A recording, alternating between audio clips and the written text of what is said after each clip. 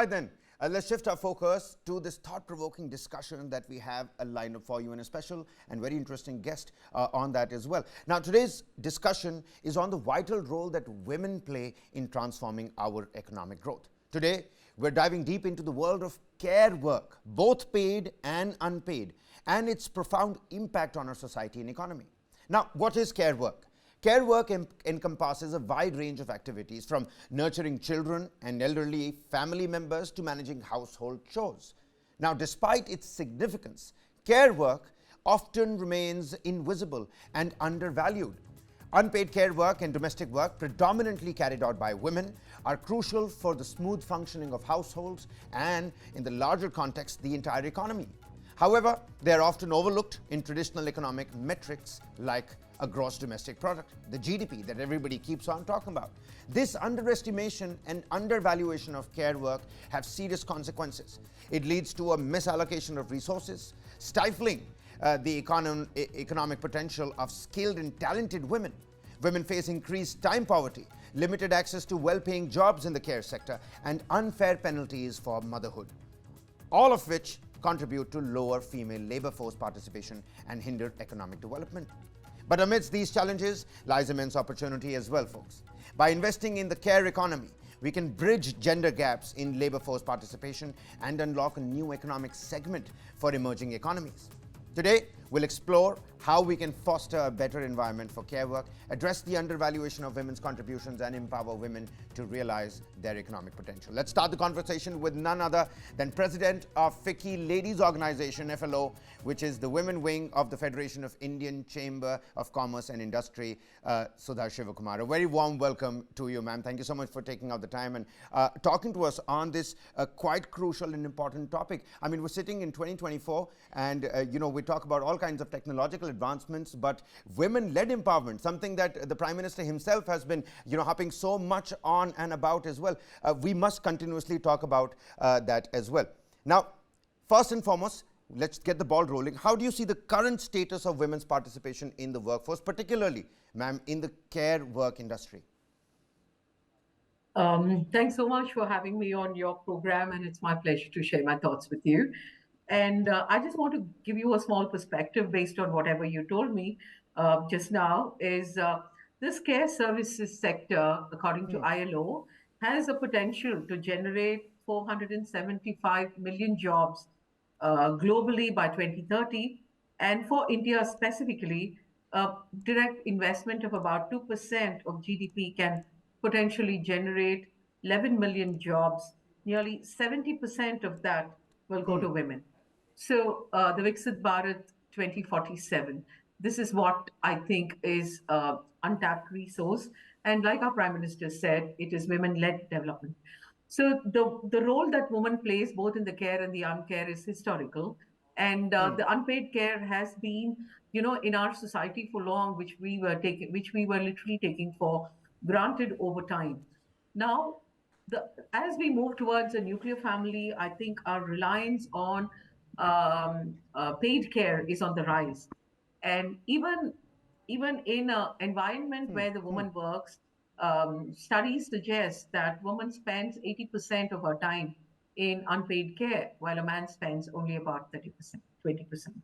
So there is a huge scope both for the economy, for an entrepreneurial growth, and for creation of jobs. The GDP, I'm told, is expected to grow up to 7% if this unpaid care to paid care is supported. How do we do that? Do we have the wherewithal?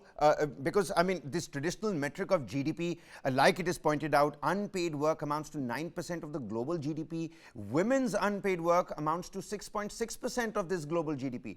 And it's a constant balancing act, like you pointed out. I mean, I see my own mother take care of the household chores at home and then carry on with her professional life as well. How does one balance this first? And do we have the wherewithal to make sure that all this unpaid work can be calculated and become a part of our GDP and economic growth? Definitely. See, we are in a moving economy, and this is a relatively new area that is emerging, which is why it's called care economy. We could also call it a care equity, because this is going to be a huge fillip in the role the woman will have to play. And if I have to be really honest, this is like handling a 10,000 piece jigsaw, and we have to find that the final matrix that comes out of the 10,000 piece jigsaw should be useful to the woman at every level, support the woman at every level, and help her reach that diversity that we are all talking about. If we really want 33% to grow and ultimately reach to the 50% ideal situation, we need to support that woman where she is today. And for that, we have to factor in our minds leave policies, subsidies, because if as a company, if I have to give that little extra expense for the woman, my operating cost goes up. Why would I want to do it if I really have to get more women into workforce? I need to also be benefited, tax benefits for those who do it, investment in care infrastructure, training the skilled workers to become good care workers, giving them permanence of job, institutionalize the care space, understand if insurance can play a role in that, are all several aspects of the story that's being explored and understood. It is not like one size fits all. To a paid care worker, there is a lot of impermanence in the job. Uh, they don't know whether they have a job tomorrow or day after. There is no PF or ESI or Right. retirement benefit to fall back on. There is no progression of the work. I start as a Kamwali and end as a Kamwali. And I have to support the vagaries of my life and my system and education of my children within the monies that I get. At the same breath, whatever we bring in as a support to them should also be practical to the persons hiring them. They must get quality work at affordable prices. They must get security employing them. So there are a lot of issues in the gamut. All this has to be understood. And we have today done 4 sets of roundtable with people in the space. We've spoken to economists, we've spoken to civil societies, we've spoken to labor Ma'am, lawyers, we've if I could just come in here and cut you short. My apologies for that. You spoke about the roundtables, and I was going through the document that was put out by FICCI FLO. You've done some roundtables in Delhi and Kolkata. Is there a discrepancy in what urban problems have been put forth vis-a-vis some rural problems that have been put forth? Because you see, like you pointed out, it's a million-piece jigsaw, and you have to find that right metric. there is definitely a lot of takeaways. Just to tell you that if you go down the tribal route, you will see that men are taking a large role in in their families. If you go to a rural environment, it is skewed. It's very different. If you come to an urban environment, it's very, very different. One study suggests that a working woman comes back home and spends 80% of her time there doing unpaid care. So there are lots of takeaways. So it really needs a very intense study. We've done it in 4 cities. We've done it in Bangalore, Kolkata, Delhi, and Bombay.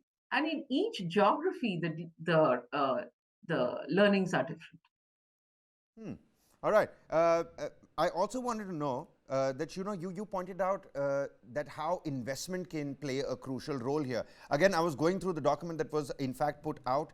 2% investment, equivalent to 2% of our GDP, can foster and create and generate 11 million jobs. But then again, I'm again trying to understand. Investment, it seems here, is the easy part. How do we make sure that the progression of this domestic chore, like you said, a Kamwali becomes, stays and remains a Kamwali? How does a domestic chore, a domestic help, envisage, even imagine climbing up the ladder, even with all the investment that is going to come in, ma'am? See, what I think will happen is the whole sector will have to get institutionalized to a large extent, and it will not be just the government. No single hand gives a noise.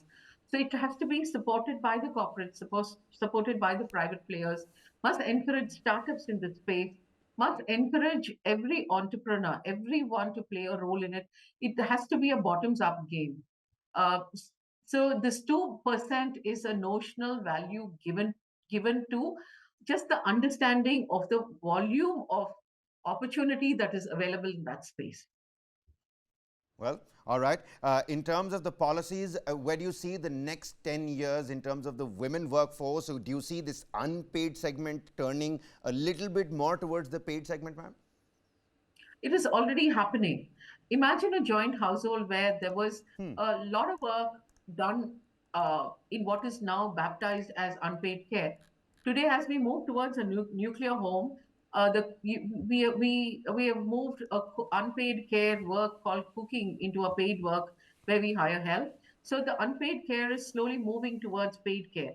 But where we are having issues is supporting the paid care, both in terms of sustainability and vertical growth and comfort and,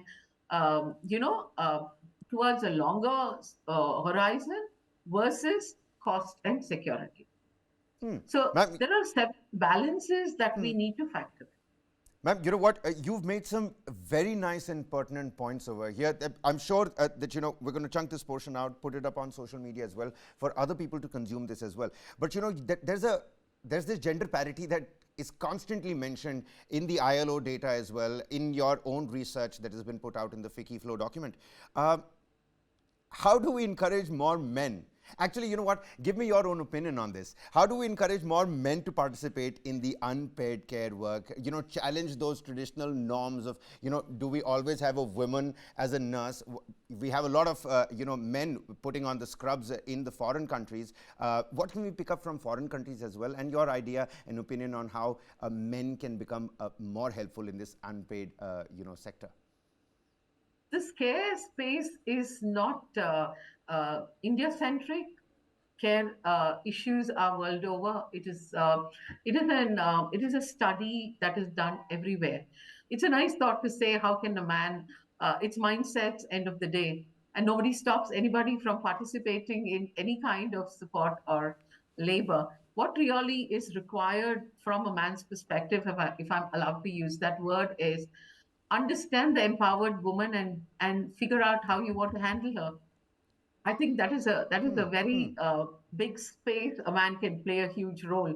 I think it is time the man understood that many things are gender agnostic, and two people have to be supportive to each other. Then the paid or the unpaid, the terminology vanishes. It is a situation where the man and the woman work towards their common goals, like in their own spaces. Right, like you pointed out, the human work together, not the man or the woman. Let's hope that That's good right. sense prevails, ma'am. It was an interesting discussion with you, pertinent points that we've raised. Many thanks for joining with us, ladies and gentlemen. That was the president of the FICCI Ladies Organization, the women wing of the Federation of Indian Chambers of Commerce and Industry, SUDHA SHIVAKUMAR.